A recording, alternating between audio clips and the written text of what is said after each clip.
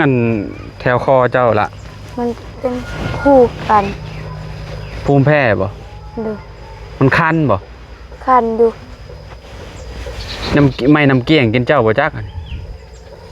มันแดดนะเจ้าคือบ่ซื้อยาอันทาน่ะทาดีคันน่ะมาอยู่ในมินิมาร์ทอยู่นี่ก็มีทำได้ซื้อแบบว่าเบิ่งนอกมันคือสิคันแฮงหั่นน่ะพี่น้องนี่เนาะขออนุญาตให้เบิ่งนำกันเด้อพี่น้องเด้อนี่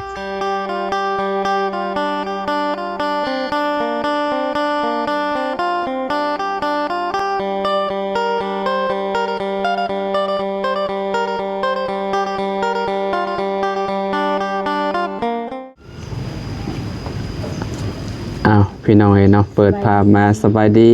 น้องทายพี่น้องเนาะป้อบ่ได้เข้ามาเยี่ยมยามเพิ่นนี่ก็ค่อนข้างสิหลายเดือนแหละพี่น้องเนาะก่อนอื่นก็สบายดีและสวัสดีเด้อพี่น้องเนาะปองปลายบ่สุขสุขคนพี่น้องเนาะมาพบมาพ้อกันกับเฮาอยู่เฮือนน้องทายมื้อนี้เนาะน่ะนิบไม้นี่เนาะชอบเอานิบเบิ่งน้ำบางเฮ็ดเบิ่งพี่น้องเนาะนั่นแหละกดนั่นแหละโอเคได้แหละเนาะไปหากันได้มาใหม่ๆแล้วนี่เนาะโดยป้อไปหน่อยยังยังบ่ได้เหี่ยวซ้ำไปหากับไผนี่นะหาผู้เดียวไปผู้เดียวเจ้าขายกำเท่าไหร่กำมึงเธอกับกำ5,000กำ5,000หนูกำใหญ่สำไรกำ5,000นะประมาณสำนี้เนาะก็เจ้าห้องพักน้ำบ่นี่นะแม่นบ่ฮะพักน้ำเนาะไปเห็ดแบบได้กินลวกกินเนาะลวกไปแบบพอเจ้าแบบดูล่างเข้ามาแบบปลาแดดเขาจะว่าถ้ากินดิบๆนี่คันคอแม่นบ่ต้องลวกเอาเนาะพี่น้องเอ้ยเคยซื้อเมื่อเทื่อนึงแม่น้องพลอยใช้เพิ่นว่ามันเพิ่นบ่เคยเฮ็ดกินเพิ่นว่าย่านมันคันคอเพิ่นว่าถ้าเฮาเฮ็ดชุกๆนี่ก็บ่เป็นหยังเนาะกินเอาไปใส่แกงนั่นแกงนี่ก็ได้คือกันบ่แม่นใส่แกงเพิ่นว่าใส่แกงหน่อไม้แกงหน่อไม้เนาะบ้านเฮานี่อยากห้องแบบว่าเป็นต้นกระพุกเขาเลยพี่น้องเนาะอยากคล้ายๆคือกันได้กับต้นกระพุกสายพันธุ์เดียวกันบ่จักเนาะมันคือนะพี่น้องนี่คือกันเลยอันนี้พากันจองก็ได้หน่อยแต่พากันนี่ล่ะมันบ่มีเนาะแต่พากันนี่กินกับตำมะฮงนี่ถือว่าแบบคักอยู่ได้พี่น้องดีอยู่เนาะกินกับป่นกับหยังพวกผักกันจองนี่ถือว่าสุดยอดแหละเนาะเป็นได้น้องน้องไม้ไปอยู่โรงงานไปโรงงานโดยแล้วเราไปได้ลายมือเติบเลยเมนบ่ได้เลย13-14 มื้อนี่34 มื้อเนาะเห็นเบาเสียงเพิ่นเข้ามาหาน้องเพิ่นอยู่พี่น้องเขากับบ่มีอันนั้นเนาะบ่ได้เข้ามาหาน้องเพิ่นนะพี่น้องผมก็เลยได้เบิ่งในคลิปคร่าวๆว่าน้องเพิ่นน่ะไปเฮ็ดเวียกแล้วว่าซั่นเฮ็ดอยู่บ้านยังก็น้องอยู่บ้านเลยห้วยบ้านห้วยลัวบ่โดยโรงงานหยังน่ะน้องโรงงานบางเทื่อก็ซักดินโดยตักดินก็ใส่แบบทุกที่นะเขาเฮ็ดงานกันตักดินบ่โดยหลายอย่างตักดินบ่ได้มีแต่ตักดินอย่างเดียวว่าทุกที่นะก็เฮ็ดเบิดทุกอย่างเลยที่ก็เขาสร้างหรือว่าเฮ็ดสมมุติว่าคนน่ะสั่งให้เฮ็ดหยังก็ต้องเฮ็ดเนาะใส่เมี่ยนอันนี้เมี่ยนแช่น้ำเมี่ยนเนาะตอนได้เสียไปขายจำโมงไปขายอยู่ใส่ขายอยู่ชายแดนอันนี้ได้โดยกล้าว่าได้เท่าไรสำนี้นะได้ละ2,000บางเทื่อ2,000เติมน้ำมันกับบ่พอติโดยแต่หาหน่อไม้แน่ไม่ใช่หน่อไม้บ่ได้บ่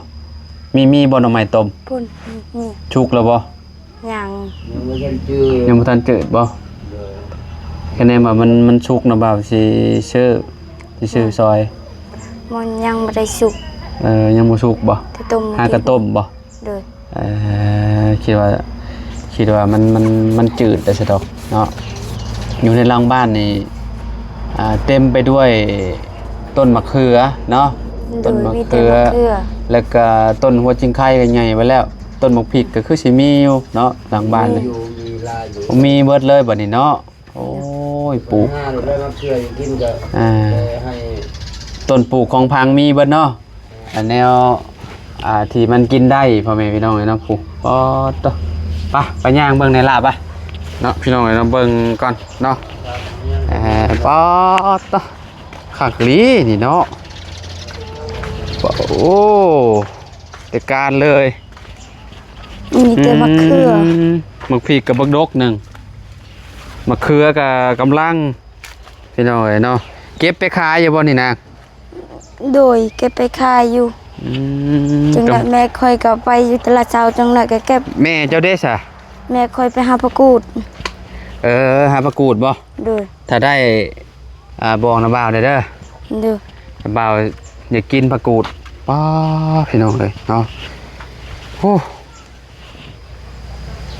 มีเบิดเลยอันนี้เนาะ มีแต่เป็นมาก มีแต่ต้นมะเขือหลายเนาะอยู่มุมนี้เด้มีหยังซะอยู่มุมนี้เป็นมันบ่มันโอ้ มะกกมะเขือคือกัน ต้นมะพร้าวมะพริกมีครบไปเลยนี่เนาะต้นมากกระทันก็ใหญ่แล้วเนาะ โดย ต้นมะนาวก็บ่ได้ตายที่ต้นมะนาว ยัง ยังอยู่เนาะ โดย โอ้คักแน่ใช่เนาะพี่น้องเอ้ยทางน้องไม้เนาะโบอยู่พี่น้องตอนแรงๆโบเรามาเนาะประมาณจังโมงหานาง ประ เราเล มาย ณ5 โมงบางเทื่อก็6 โมงนะ อืม แล้วเลิก5 โมงนะ เงินเดือนเท่าใด บ่ฮู้ คิดว่าเจ้าฮู้ เฮาบ่ฮู้เฮาบ่ได้ถาม เนาะน้องเพิ่นก็สู้ชีวิตพี่น้องเนาะย้อนอยากได้แล้วก็ได้เนาะความฝันเราอยากได้หยังก่อนเราบ่ อยากได้โตไม้โตสีขาวนั้น อยากได้เครื่องสีข้าว โดย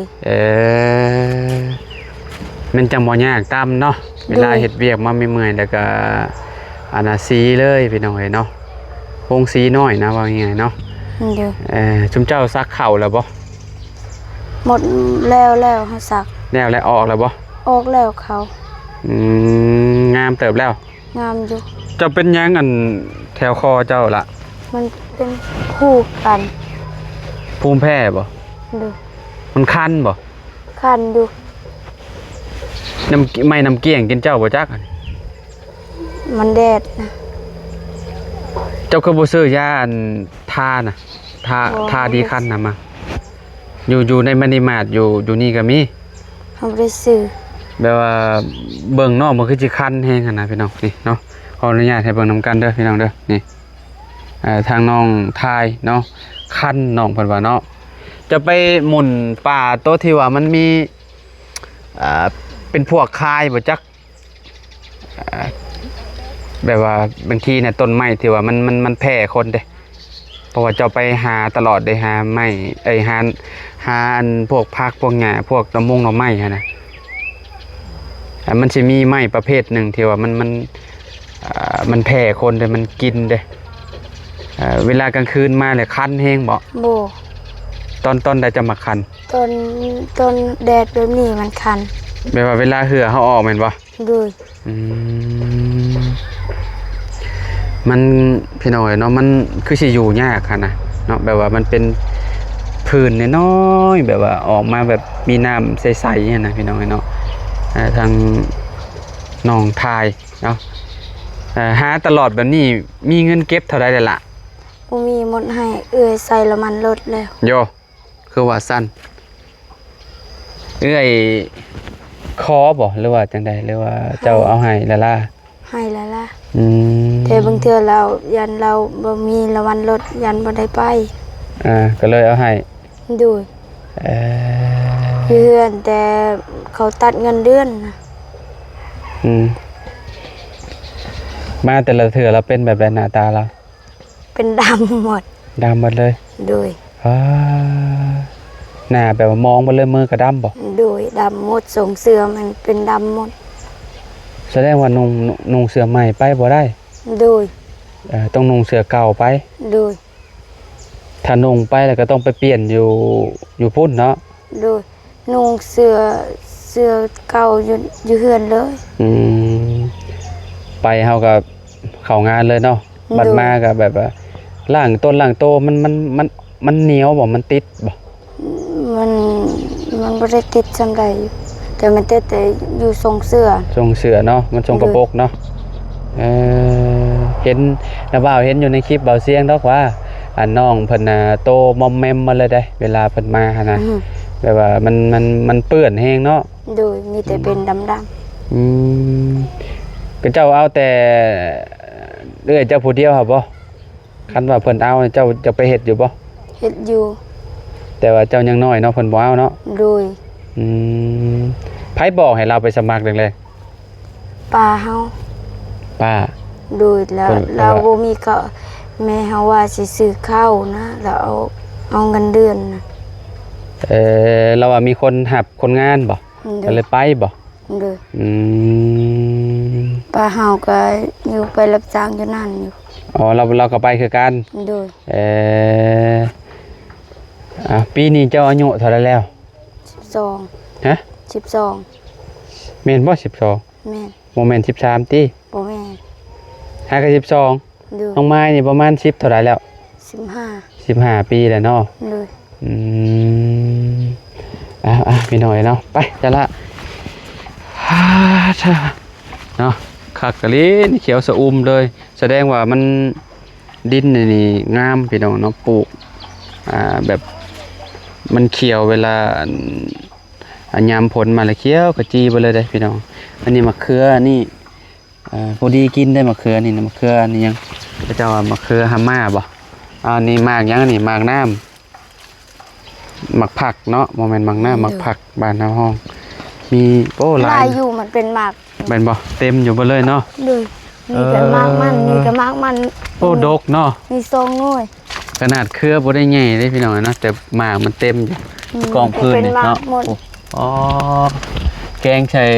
หมูใส่ไก่โอ้สุดยอดแล้วนี่คักแล้วนี่อันนี้ยังนี่เครือยังเสรินี่ บู ฮะเครือหมกบวบเฮ้ยพอเกือบไปแล้วเกือบเสร็จแตนก็เมื่อกี้นี่เกือบงานเข่า หัวข่อยไปซ้นนะนี่เมื่อกี้นี่นะพี่น้องเนาะหัวซ้นนะนี่แม่นโอ้แม่มันได้ผู้โอ้ ลายอยู่แม่มัน เฮ้ยแม่มันจักโตนี่สาม 3ตู้ โตเลยโอ้เกือบเสร็จมากังดองเกือบมันมัน เกือบงานเข่าเนาะ ดู โอ้ยหน่อยเนาะข้าวน้ำซ้ำปลายังมีอยู่บ่ของมือนี่หรือว่าสิเบิดแล้วบ่ข้าวกินจำเจ้ายังตำอยู่บ่ของมือนี่ ตำเขาเลือกเขาเฮาปลูกนะ ตำที่ว่าอันข้าวที่อันเอาอันเลือจากเห็ดกระปูกหั่น ดู เลยพี่หน่อยเนาะยังสำเก่าบ่น้องทายเรียกว่าใหญ่กว่าเก่าพี่น้อยเนาะไปคุมื้อบ่ละ ดู ไปหากินเถอะได้ ดูบางเทื่อก็ไปหาหน่อไม้ค่าย บ่เมื่อยบ่ไปแต่ละมื้อ เมื่อยอยู่ แต่ก็ต้องอดทนแล้วเนาะ ดู บ่ได้ไป หาหน่อไม้ค่ายบางเทื่อ ยินบอกไปซื้อยาอันทาเด้อยาอันนี้นะมองคอจะนี่ยาดีคันบอกเพิ่นนะเพิ่นก็เอาให้แล้วแหละในมันนี่มานนะหลอดหนึงบ่แพงดอกพี่น้องเนาะประมาณ25,000นี่แหละเอาซื้อมาจาก2หลอดเนาะยาระบาดเอาเงินให้เด้อ ดู ไปซื้อมาทาเพราะมันคือสิทรมานคักขนาดพี่น้องเนาะทางน้องไม้นี่นะไอ้น้องท้ายเนาะอยากว่าน้องไม้ตลอดเลยพี่น้องเนาะ เท่านี้ก็มันเป็นมั้ง แม่นบ่แถวนางหัวมีบ่คันบ่มีแต่อยู่หมองนี้ ดูมีแต่มองนี่ ไปจะไปเบิ่งหน่อไม้ซะหน่อไม้เพิ่นต้มมานะพี่น้องเนาะ เป็นต้มหน่อไม้โอ้ยพี่น้องเนาะนี่นี่เต็มหม้อแม่นบ่โอ้หน่อไม้ไผ่พี่น้องเอ้ยเนาะ มีแต่หน่อไม้